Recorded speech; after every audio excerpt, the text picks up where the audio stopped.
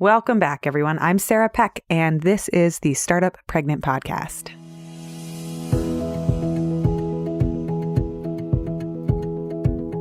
Today, I want to have a conversation about energy and sleep and how it changes throughout pregnancy and the postpartum period, and also how to manage it or not. Sometimes we can't manage it, and all we can do is cope. As you'll see in this episode, I am not in the best place when I sit down to record.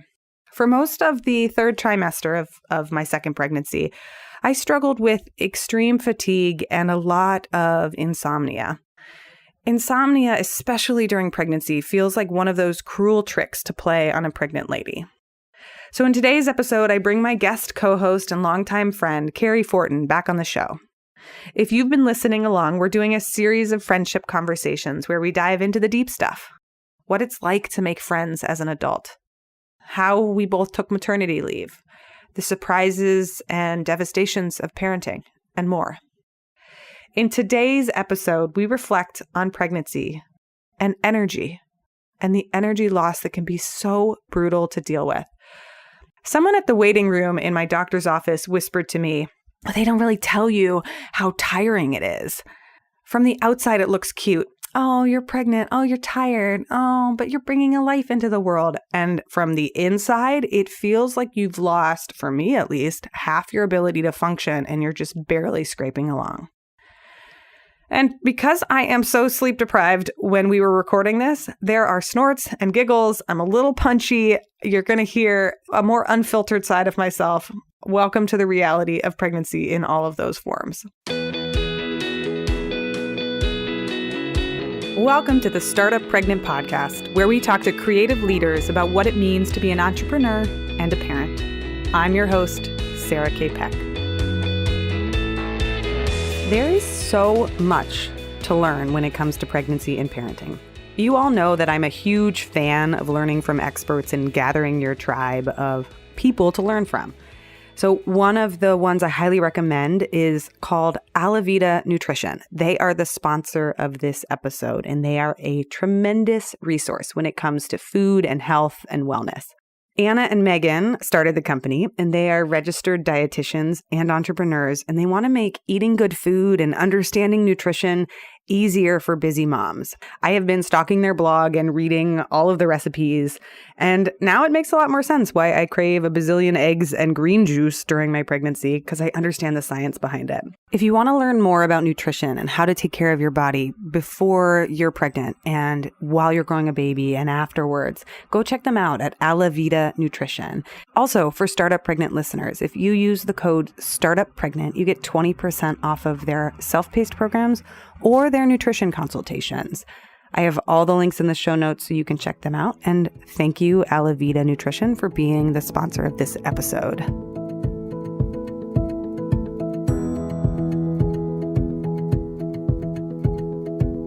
So today I am so excited to welcome Cary back to the show. Cary, thanks for doing this mini-series with me. It's always highlight of my week. This is fun.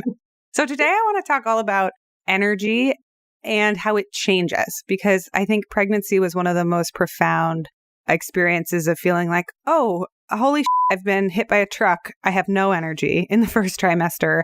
And at the time of this recording, I am now 33 weeks pregnant and feel like I've been hit by a truck again. I'm super tired. I have a story to tell you. Yes. But I just want to talk through, how do you deal with it as a business owner? And also, everybody listening, I have to tell you this story first to set the context, and then I'm going to ask Cary a question. First, for the last 3 nights, I have had the worst pregnancy insomnia. So I go to bed at 9:30, and then for some reason I wake up at either 11:30 or 1, and then I'm awake the rest of the night. So last night, my Fitbit, which I probably shouldn't even look at it, but last night my Fitbit was like, you slept for 2 hours and 45 minutes, and you were restless for 4 hours and 20 minutes. And I took a screenshot and I sent it to my husband. I was like, yeah, that's how I feel, like that. And I cried so hard this morning. I'm sharing that because I have no filter right now at the time of this recording, because it's 3:30 in the afternoon and it's been more than 12 hours since I woke up. But also because the third trimester is brutal and I'm really tired. And I don't know sometimes how I'm doing this podcast. It is so brutal. I remember someone saying to me, first of all, I'm so sorry. Let's just start there about your sleep. Like that is bananas. And I had that so hardcore too in my third trimester. And I remember someone saying to me like, sleep now. And I was like, A, that advice isn't helpful. And B, that advice might have been helpful like 3 years ago, but I haven't, like certainly not now, when you have to like pee, as my friend said, she has to aggressively pee a thimble worth of pee like every 60 minutes. That's exactly it. Right. And and I always thought that it wasn't fair to talk about like pregnancy anxiety. It's just like you wake up and then of course you've got a million things to think about, whether or not you want to label that as anxiety. You're just like, oh my God, this baby's coming. I'm going to birth it. Somehow that's going to happen. Like those are big things to just have come to you when you wake up at 11:30. That doesn't even count, Sarah. That's like you kind of took a late night nap. I know. And I kept thinking it would get better, but I'm like the third night in. Also, I was slightly nervous about whether or not I'd be coherent. I was texting you right before this, being like, I might have to bail. I'll just do it. This is actually real. So listeners, I bet there are people listening who have been in the exact same page. And they're like, oh, I feel you. Yeah. The other thing that's really hard is all those, what does it feel like? I was telling a friend this morning, there comes a like tipping point in the third trimester for me when I really feel like it doesn't matter how much I drink, how much water I drink, how many vitamins I take, how much good food I eat. But it's like the baby is like mine and just sucks it out of my body. And like, I'm like, but I was thirsty too. Like, and it's just like, I just feel like I'm being leached of all the things. I mean, to put it in context, when I woke up last night at 1:30, I ate salty seaweed, 2 bananas, downed a whole bunch of coconut water, and then finished my smoothie, my superfood smoothie where I had like sunflower seeds and mango. I'm trying to stuff myself with as many nutrients as possible. And that baby was like, great, I'm good. And I was like, my legs are still cramping. And so I took a magnesium bath. I feel like people don't really share how taxing it is on your body at the end. Like, I feel like an old ass car breaking down. And just like the speed with which it happens, like that's always so wild to me. That's the thing about pregnancy. Like in some ways it feels like it's forever, but something new is happening all the time. It's like having a little baby. And by the time you get used to what was happening, something brand new happens and you're like, oh God. And at least in the case of pregnancy in your third trimester, the thing that replaces it tends to be harder and less comfortable. I mean, first of all, good for you hearing the food you ate, because my baby is essentially an everything bagel on my legs. Like, I've looked at her and been like, I am sorry, but you are made up of beige foods and like dairy. Like, I love you. There's also like dozens of pints of ice cream. But like last night, I was like, you will have everything. Here you go. Yeah. My sister was saying too, she had twins and just had experience of like, I mean, all of the bones that are like maturing inside of you, like the organs. I don't know. It's wild. All of it, they're growing. I think last week, the brain folds were starting to develop. It was a smooth brain. And then it's like, your baby's now getting wrinkles in its brain. I was like, oh, whoa, maybe that's why I want all this salty fish. I mean, I don't know. I think this is the tipping point when you're at max amniotic fluid and then there's just no more space. The baby just keeps growing, but you don't have more space to give it amniotic fluid from here on out. Yeah, we're thirsty all the time. We pee every 30 minutes. Aggressively peeing a thimble's worth of pee is exactly right. Peeing is so unsatisfying. The pressure you feel is like, oh, I'm going to let out a gusher. Like, I'm going to fill this bowl. And you go to the bathroom and it's like, meow. Yeah. Like, why was there so much sensation for that worthless amount that just came out of my body? Okay. And can we also talk about your baby, like brain folds for a second? Because I feel like that is the craziest thing to me about pregnancy. And maybe that's why it feels so weird when it's like, I don't know why I can't sleep. I don't know why I feel crazy, because we're not consciously doing anything, but our bodies are doing so much and their little bodies are doing so much. And it's like, we get these random emails. It's like, your baby's a mango and like has brain folds, but it's still so hard to process. Yeah. Like, of course you need seaweed and super smoothies and all that stuff, because think about all this crazy stuff that's going on. Like if you were to say I'm training for a marathon, we'd be like, great. You need those shot blocks. You need, like, you really need all that because you're consciously choosing to do it. And I think sometimes I would forget in pregnancy, like I'm not choosing to run a marathon, but I still am. And But so you're I just doing made it back to back, day after day. Yes, that was the best thing my husband ever said was anytime I did something, he said I was doing a biathlon or a duathlon. And he's like, you're walking and growing a baby. You're like hiking and growing a baby, as I would get really slow at doing everything. He's like, well, you're doing a bunch of stuff right now. Oh, that's the sweetest. And it was so nice. And I was like, that's the way to look at it. I really dislike that this is my psychological response, but I keep having this experience of wanting to apologize for not being able to do as much. Like, oh, normally I'm a competent adult and I do the dishes after myself and I make the bed or I fold clothes. Like the listlessness with which I look around at it, I'm like, okay, that looks like another mountain. That looks like another mountain. That I can't do that. And then my partner gets home because he works outside of the house and I just feel so bad. And he's like, I got this. It's just dishes. It's like not that much. I'm like, yeah, but they're my dishes. It was all, I'm trying not to feel bad about it. And he's really good about reminding me. And he's like, you are working plenty hard enough for the two of us. You're doing something I cannot do. Like I cannot contribute this to our family, but I can do 5 dishes. We're good. That is so amazing. Just as you were saying that too, I was thinking about like the newborn days, right? When it's a version of this, but with more poop. And so much poop. Right, so much poop.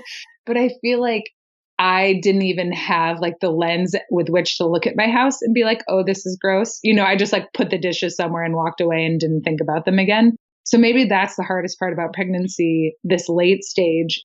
Yeah, is that huge energy drop. And then knowing, I don't know, I guess newborn, you have more energy, but it's all taken from you also. It's just on the outside. But I don't know. And maybe your experience with a newborn was different also than mine, as I'm sure it was. But just like the sleeplessness, the like having something need so much from you, which it needs all that from you right now inside your body. It's just like you can't hear it making noise as it does it. And then the transition to it all being on the outside and then all being visible and obvious. I guess in some ways it's rewarding because it's like, look at all the stuff my body's been doing that is now like a full-time job for 2 adults. The thing that I'm experiencing right now is like, and this is a personal experience versus a global experience, is really having to dig into figuring out where the forgiveness for myself is, like what my expectations are for myself and why. I'm typically been an overdoer and an overdriver. And when I get, handed this, like, you shall have half as much energy as you normally have. The hardest part is actually like how demoralizing it feels, how sad I am about it. I'm like, but I want to do all these things. I like being fast. I like being competent. I like getting things done. But then the other thing that's happening is I am out and about and I feel like I have really grumpy stories to tell you today, which may be correlated to the lack of sleep. But like, I'm on the New York City subway and all these fucking men, pardon all the men who are listening to my show that are wonderful, love you, they don't even look up from their phones. And I've gotten body slammed at 32, 33 weeks pregnant by people who don't even bother to look. Like my inner rage comes out and is like, where is the reverence for pregnant women? Like, where is the collective admiration for the incredible feat that's happening here? Like, I have people push past me because I'm walking too slowly. I mean, granted, I live in Manhattan, land of fast walkers and aggressive people, but still, it frustrates me. It's like the cultural talking out of both sides of our mouths too. Like nothing's more important than families. Like, oh, the women who carry babies, it's a miracle, but also get your butt out of my way, lady. Like, I was amazed. I think, was it you and I who were talking about like the hierarchy of people who will notice you and like stand up for you? Mm-hmm. And how it's always like older women, always older women. And I guess it's the empathy and the knowing what's going on. But I look around at a bunch of men in their 30s and 40s, and you got to think like, some of you have partners, some of you have been pregnant, some of you are parents. Like, have you no idea what this is like? Like, do you really have to have gone through this to see me carrying 40 pounds in my belly and realize like, I'd like to sit there? It's frustrating because, I mean, this wanders into a different conversation that you and I should have at some point, which is the separation or the duality of the genders, where we say, all men this and all women this. And to me, I'm stumbling upon the realization that it's not an effective way of starting the conversation across genders. It's great within the women circles to be like, and grump and grouch about other people. But if I tell somebody that this is a global experience, it doesn't generally lead me to having a better conversation. So I end up doing this like dynamic dance of explanation. I was at daycare this morning, drop off, and one of the dads asked me, like, how are you doing? Like, how's it going? Like, just a colloquialism, like just an everyday. And I looked at him dead faced and I was like, it's August, I'm hot and I'm pregnant. And he just started backing out the door. He was like, and I was like, I just kind of shrugged and I was like, that's how I'm doing. His eyes kind of widened and he was like, okay, she's being real. Don't know how to handle this. But I wasn't like, men are the bane of my existence. Right. They're not. I mean, there's so many wonderful ones. But yeah, it makes me want to cry. Sometimes I think if I just burst into tears in the subway or did a good right hook, like just punched someone for bumping into me. Maybe I shouldn't say that on the podcast. Either one. Honestly, I would just slow clap like a pregnant lady who just leveled someone. What a superhero that would be, who has all the people, who are sitting all wide and like not paying attention, and you just, gosh, okay. Anyways, yes. So back to energy. Yeah. Okay. So I would love to ask you about, for people listening, I'm sure I've mentioned this in other places, but if you're just jumping in with us, Cary and I have been working on the Startup Pregnant project for a long time together. She's been part of the project since its beginning and has been a good friend of mine who, from like text messages to email exchanges to just sending supportive notes about like, I really like this project, keep building it, keep going. And then doing some essay writing on the site. Now she's helping with some of the publishing stuff that we're working on. Has always been an ear that I can talk to about building Startup Pregnant. So one of the things that's been really interesting is that we've both navigated pregnancy kind of in this ebb and flow where one of us has been pregnant and then the other one, and then I'm pregnant again. So our energy is different. So we're constantly meeting each other and being like, oh, yeah, you over there, you're in the first trimester. How you doing? Where the other person is like Roger Rabbit or Bunny Rabbit, whatever, like spinning, being like, I've got energy, I can go.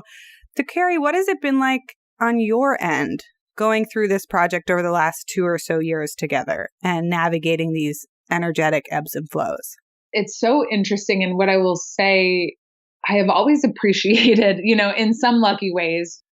I mean, your son is over 1.5 years older than my daughter. And so in that sense, I felt like I always had a safe person to talk to with you when I'd be like, hey, I am just barely pregnant. And somehow like, I've got this thing the size of a quinoa grain inside of me and it is knocking me out. And you're like, yeah, I hear you. I know it. I get it.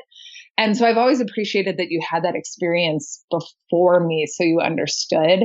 But it is funny because I think about like when we did a retreat together, your kiddo was 6 months old and I had just had a pregnancy loss and I didn't realize it at the time, but was pregnant again, like in that moment, and was about to also have a miscarriage there. So, we've really been in and out of all of that together. That was like the emotional crash, even though my energy felt fine. And then this time, my daughter is just finally like sleeping for real.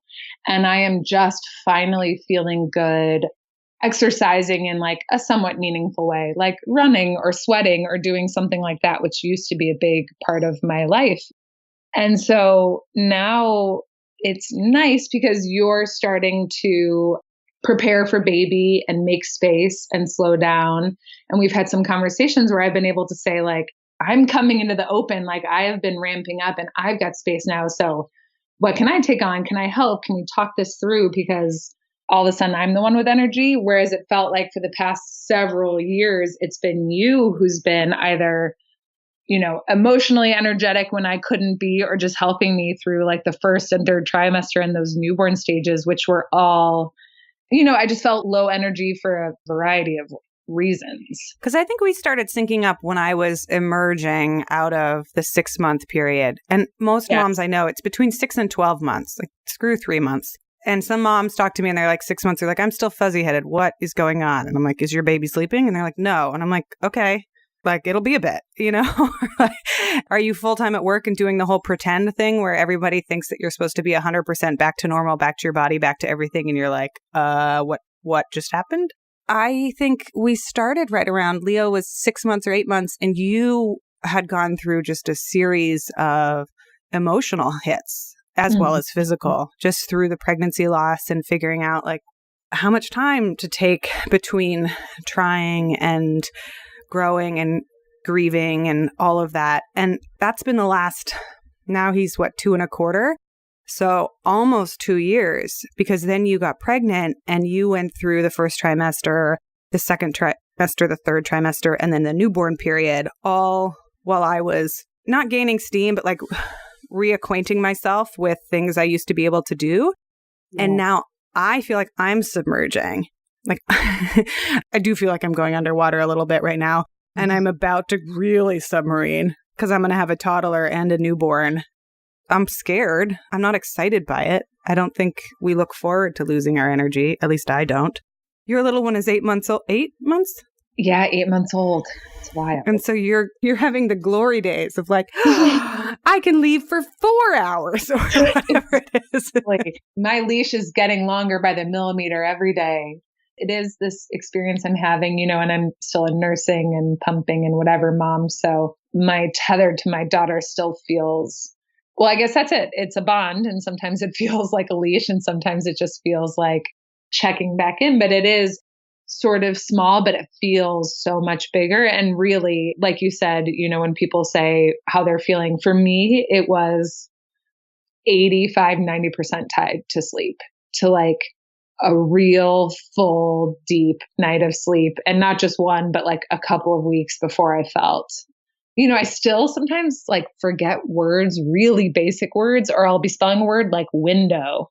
And I'll be like, W's on either end. That looks strange. You know, like I still have those little brain farts where I'm like, wow, I feel like I used to be smarter than I am, but I don't know. But I'm not going to judge that.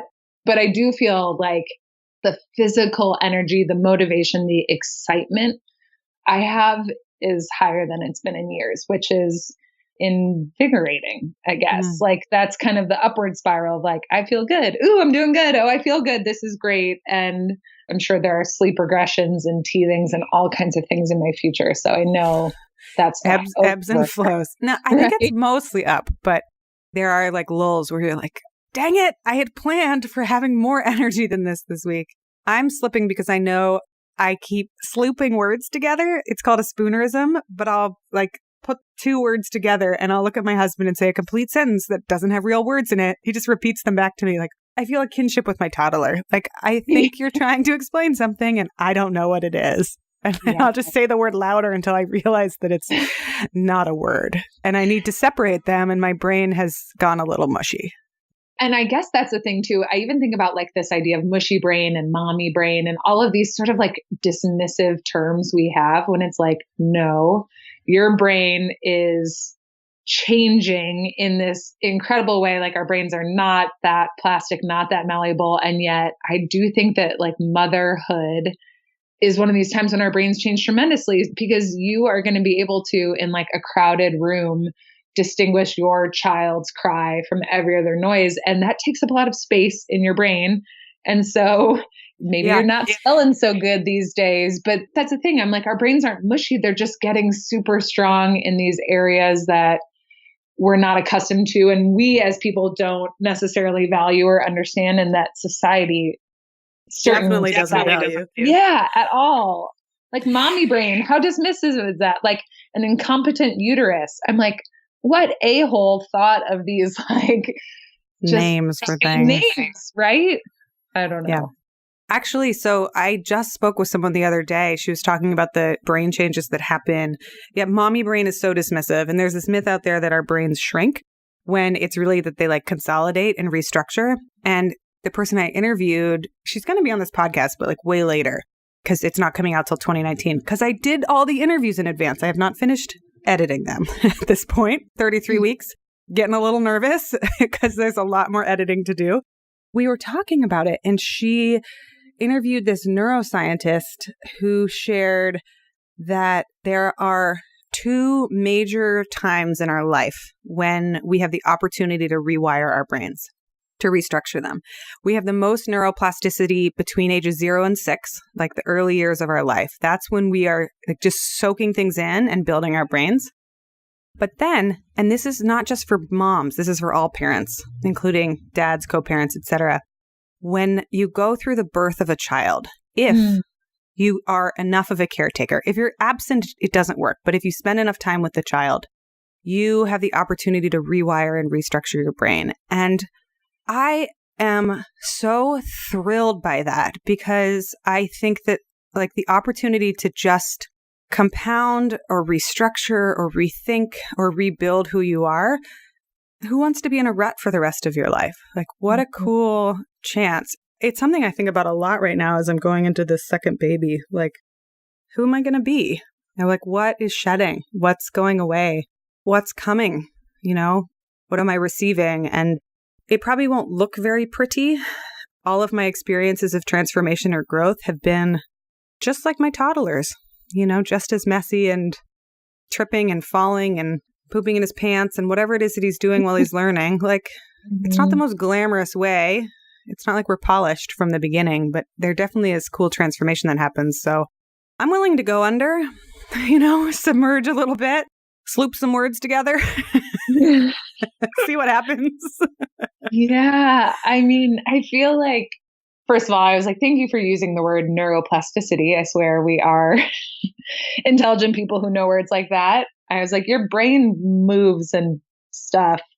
But I'm just so glad that this is a conversation that you're having and that it's like the environment that is being created by Startup Pregnant, which is what amazing stuff is actually happening. Because I was about to say, like, why don't we talk about that more? But here we are, we're talking about that. And parenthood, motherhood, fatherhood, partnerhood, like whatever that looks like, just the idea that it is messy, but it is just so full of growth and so full of opportunity, and how cool to look at it that way, you know, to acknowledge that it is going to be a challenge, but that it is rewarding. And it is the one chance you have after you turn 6 to really shift who you are, which, yeah, is painful and can be ugly, but I don't know. That's exciting. That's the way I want to look at parenthood also. Me too. I think it's the opportunity. And so part of it is the stories we tell about what's happening. Like if we talk about it in all negative terms and we use all these diminutive comments about mothers and how unmotivated and unfocused and like split attention they are. Well, the problem with that is that we then embed it in our own psyche and we believe it to be true about ourselves and the stories we tell ourselves. So part of it is the narrative of what is the story we're telling about what's happening right now? And is it true? Because the stories about mommy brain that are so dismissive aren't true when you look at them. But then on the other edge, like I think that's the most optimal story or the most optimal exciting part. The other edge is you do lose brain power and brain functioning when you don't get enough sleep. Like I know that it happens to me personally and it's documented. And when we put parents through this like abysmal lack of support, no childcare or obscenely expensive childcare, no women around to co-support, no postpartum checkups, no time off to recover, no co-parents time off to recover. So many women are single parents nowadays.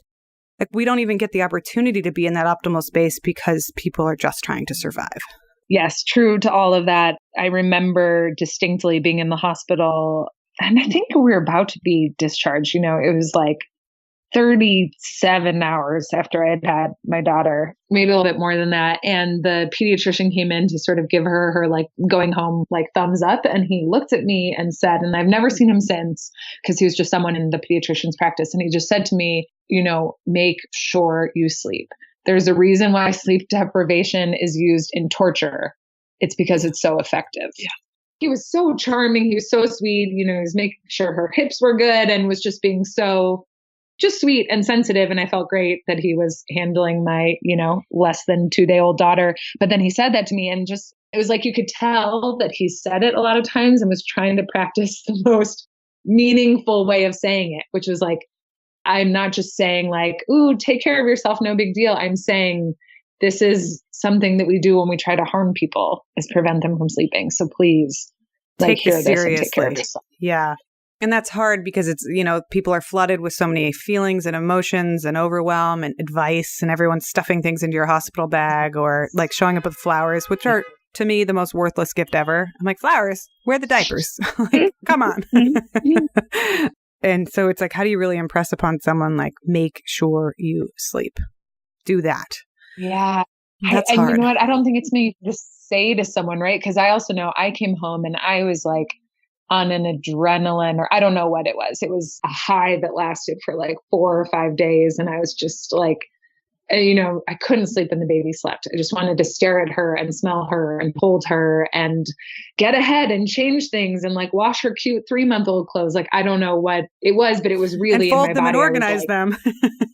Exactly. And then put this down in the basement. And then like, I didn't go so far as to like leave the house, but within the house, I was just manic. I don't know what the appropriate word would be, but it was a very high, which was then followed by a really challenging low, where I think it was the like, I haven't slept in a meaningful way, in months, but certainly not in a week. And my hormones and my healing and my milk coming in and being far away from like the women in my immediate family and from, a support network that I'd had for a long time. That was really hard. And it's like, I guess that's when we need someone close to us, maybe a stage ahead of us, or even just can reflect back to us like, okay, now is the time. Like, that's okay. You are tired. Go back to bed this week. I know you were on fire last week. Go to bed this week. Right. Try again later. Yeah. Yes. All of that. Tell people no, like, you can drop food on my front porch, but please leave. And I think that I had some girlfriends, including you, who said that. But I think in that first week, you don't know what you don't know. And I guess maybe that's why I'm excited to see you go through this a second time, given how much thought you have, because I think that there is some part of it, like, we lose objectivity. And then there might also be, though, some part of you just having experienced it before who's able to step into that. I'll be so curious. I'm curious too. And I promise I'll try to be the voice that's like, maybe this is the nap. You're doing great, mama. I remember I'm a terrible napper, or I was a terrible napper. Like, it just was not something I was good at doing. But I had, through college swimming, gotten practice at like, okay, lie down for, 2 hours, put your feet up, because rest is better than nothing at all. Because in college swimming, you'd have these epic swim meets that, the morning sessions would be like 6 a.m. until noon. And then you'd have a break. And then the evening sessions would be like 5 p.m. until 9 p.m. And so in the break in between the two sessions, you had to rest. And a lot of people went and just slept and they crashed. And I was not very good at like full sleeping, but I would lie down in the dark, close my eyes, put my legs up the wall, and rest. And I remember going into parenthood being like, I'm never going to sleep when the baby sleeps. This is insane. And then reframing it and saying to myself, well, what if you could become a good napper? Like, what if now's the chance? What if being this tired is what teaches you how to nap? 3 months of breastfeeding every 3 hours round the clock, never getting a full night's sleep. Like, you may actually develop a new skill here, and it's called napping. And and then I remember my sister had a baby, and she said the same thing. She's like, oh, I don't nap. And I was like, you know what? Now's a great time to learn. And if you don't nap the first time, try again the second time your baby sleeps, and the third, and the fourth, and the fifth, and just be super boring about it. Because one of these times it'll sync up and you might sleep for 90 minutes, and that'll make all the difference. I just remember you talking to me in the early days and being like, okay, 4 hours, like 4 hours in a row is this magical number. And like, once you can get that, like, and hopefully 90 minutes here and 90 minutes there on top of it. But like, Cary, once you can get 4 hours in a row, it's going to make such a difference. And I don't know if you even remember saying that to me. I was one of those people who would set the alarm and like, okay, I've got to wake up the baby after 4 hours. And the alarm never woke me before she did. And so I never had that experience, and it took me a while. But I just remember, like, I do feel like those small goals, like maybe now is the time you'll nap. Maybe tonight's the night you'll get 4 hours. Like, who knows what, but those small bite-sized goals, man, those help you get through. Those helped me get through the really hard. get in bed and watch TV because you're still resting. Like, rest your body, if not your brain, and just keep resting because to me, the hardest thing is that it's not accomplishable in a day. It's not like you get one nap and everything has changed. There's a friend of mine who just spent a year with 2 kids under 2. She had her second baby, maybe it was 9 months. She had her second baby, and then her husband was on deployment the entire time. She had a newborn and a toddler. And she's like, I just feel so depleted. I feel done. And I was like, oh, well, you are. You may need 9 months of sleep recovery, along with like really good nutrients and a panel looking at your thyroid and all the other things, because you don't just bounce back from that with a weekend, at a resort, getting 2 10-hour nights of sleep. Sleep can take a really long time. And so if you spend 3 months not sleeping, you might have 3 weeks of getting great sleep, but it'll take 3 months of getting back into a sleep pattern until, for me at least, you have that moment where you're like, oh, the run felt good. Like, I'm eating regularly. I'm pooping regularly. Like, the system's starting to work again. It's that lag, the secondary lag where you're like, why am I not feeling better yet? Yes. That, for me, takes the longest time. And so one of my strategies when I'm dealing with sleep deprivation is, my coach used to say this, called put it in the bank. Anytime we did a hard workout. But the same goes for sleep. Every nap you can get, you're just putting it in the bank. It just adds up. It's accrual. It's not one-off. It's every single day, try to take a nap. If you can't nap, lie down. If you can't lie down, sit down. Because all of those things add up over the 3 months. And it's not very glamorous. It's not like, I was going to say, it's not like I write this in my planner, but I totally do. One of my top 3 items sometimes is like nap. So I just caught myself there. Yeah, I'll tell you, Cary, I'm going to open it because it's right here next to me on my desk. And this is my sleep deprivation talking. I can't even remember what I wrote down. Physical therapy, swim, bath with magnesium salts. Those are my top 3 goals for the day. Because I'll do the work. I'll publish the article. I'll record this podcast.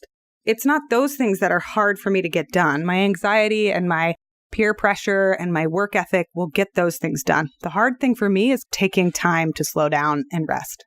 I love that idea too of like put it in the bank. Also, as a college swimmer who had a coach who said something very similar, just talking about that break between prelims and finals. I had so many memories. But I just had, so my baby's, I guess, 8.5 months old, the first day where I woke up without a thing or a person waking me up. So that was the first time. And I was like, oh, and I will get up now. Like, not only have I woken up, I'm like, and now sounds like a nice time to get up. And luckily, my husband had taken the baby for several hours. I had like nursed her and gone back to sleep until I think like 10. And it was the first time where I was like, okay, I still think, if I've got a really bad night of sleep, I'm still way more tired than I used to be just from one night off. So I know I'm not fully caught up, but I'm catching up. And if you would have told me that's going to take you 8 months or a year to do, I would have been sad and I wouldn't have believed you. I would have been like, no, I got this. And instead I'm like, okay, yeah, these things with motherhood or with parenthood, there are many days, weeks, months, years in the making. And Cary, you're the kind of sleeper, just for people listening, like you're a 9 or 10 hour, you're a sleeper inner. Tell me your sleep dreams. I mean, my husband always joked in our, old apartment that he could tell when I had gotten in bed because I would release this like joyous, like, just like feeling when I get in bed. Like, I love bed. I love sleep. He had said that his single greatest fear in us having a kid was me not sleeping. And that being said, not that not sleeping is something that I think one should work at, but like, I did a good job. I parented very well through sleep deprivation. I felt good about it. But in a dream world, like 10 to 7, I think, if we're being honest, 10:30 to 8. I don't know. I don't know where the limits of my sleep are because I don't think I've ever hit them. Like, that's who I am. I am a bottomless well of sleep. My choice, though, my dream is like, 9 hours probably. I remember before having a baby, if I got like 6.5 or 7 hours of sleep, I'd be like, okay, well, tonight I have to go to bed early because I basically am sleep deprived now. I could just like laugh about that forever. But someday I'll have a teenager who will sleep till like 11 and she won't. right? She won't know it, but I'll have set my alarm for 10:45 to like get up just before her and be like, all right, lazy bones, um, time to start the day. it's Kate Northrup who she is the same way. She loves sleep. And she said somewhere, somehow, I just remember this from her, sleep is my spiritual practice. She's like, look, I'm not me unless I get plenty of sleep. And she was one when I interviewed her and I asked her what time she got up in the morning. She was like 7:30. My husband does the first shift. I don't. And I was like, just in awe. I don't think I had heard someone admit that yet. And then I started to put it together. What do non-morning people do? Like, what do sleepers do? So may you have plenty of 9 or 10-hour nights in your future, Cary. Thank you. Thank you. Yes. I think that's one of those things too, where a couple years ago, I would have denied how much I love to sleep or how important it is for me. I guess not even just like I love to sleep, but I love it also because of it's like the most important thing I do for myself. And I think that's also how I look at it. It is crucial, just like Kate, for me to be a semblance of the person who I want to be. Like sleep is the number one ingredient for that. So I guess my last question that I have a loose outline for this episode, not a strict one, as everyone can tell. I want to know, like, what do you do or how do you handle it when you are low energy? Like, this is something I'm about to dive back into, and it's been my growth edge. Like, how do I deal with this as I'm going into low energy? And what are the options or strategies I have for what I can do? But you just came out of some of this, or you are still coming out. Yeah. What's it like to be low energy, and how do you operate? How do you function? How do you show up? How do you speak to yourself? Yeah, if I could answer this to like how I wish I had, like what I wish I had done. I think the first one is just acknowledging like how long that low energy might last for, because I think that was what I kept bumping up against. It was like, okay, she's 3 months old, she's 4 months, 6 months, like I should be doing X by now, which I think is just the single greatest disservice I did to myself. I'm such a fan, and this might be the sort of minimalist in me, is just like to remove and or automate everything that I can that doesn't have to be tended to, like the freezer meals or the whatever, microwave it, have someone drop it off, like any of those things that you can get off your plate, do. I think that when my energy is low, I can very quickly get just like emotionally frayed and frazzled, and I can be sharp or I can be sad or I can be whatever. And so I find that I need to leave as much space as I can to just like take care of myself emotionally in that time. And so my standards for what made like a good dinner got very low and just became like, what is the easiest thing we can do? Like, I am sort of embarrassed to admit how many times Cam and I ate like one of those bagged Caesar salad kits and a frozen, right? Like we were doing that like 2 nights a week for a long time because it was just, I wanted to nourish myself. I wanted to take care of myself. So, bagged salad it is. But that was it. It was just like, what can I take off my plate? And not just today or not just in this moment, but in like long-term, big picture, what does not need to be tended to? I feel like what you've been doing in sort of planning for the business, like what is just the 1 or 2 priorities that I'm going to tend to in this time, is the advice that I would have gone back and given myself. Like there are just a couple of priorities right now, and basically all of them live inside this house. Mm-hmm. And so, bond with my baby, bond with my partner, take care of myself, and anything that's not under those immediate umbrellas are not a priority right now. Not to say that they won't be eventually, but just right now they aren't. And I guess that's the meta way I would like to look at it. And I hope if I have a child again, you very kindly remind me of that.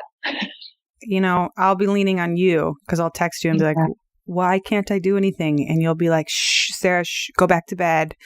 Ask me this in March. Like that now's not the time to ask that question. And I'll be like, but I have to work. You'll see me like crawling to go to my laptop and you'll be like, I'm not replying to this text message. You're not allowed. Because I think also like, even again, just like the language we use, like the work of like keeping alive this thing that needs, somebody described it, I wish I could remember, like the latching gigapet, that you have to just like constantly tend to all of the time. Like what a profound job that is. And if you need space from that and you want to plug your brain in somewhere else, like do it.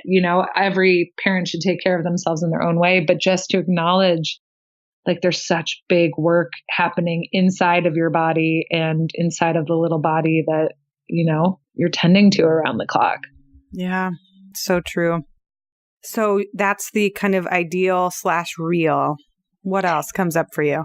Yeah, I mean, that's the ideal. I think in a real world, I kept getting frustrated. Like I bring up the dinner thing because I think every day at 4:30, I would have a hit of anxiety to be like, oh God, we have nothing in the fridge. We need to go to the grocery store. What am I going to make? What's going on? And, these little things, I could be feeling good about my day and then something small would overwhelm me.